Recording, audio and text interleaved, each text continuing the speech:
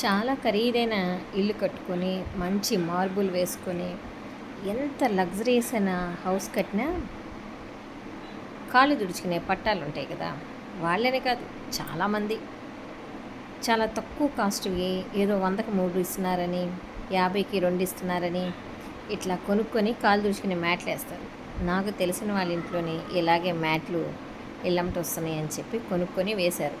బాత్రూంలో స్నానం చేసి బయటకు వస్తా మ్యాట్ మీద కాలేయగానే జర్రమని జారి వెళ్ళి నడ్డిరిగింది.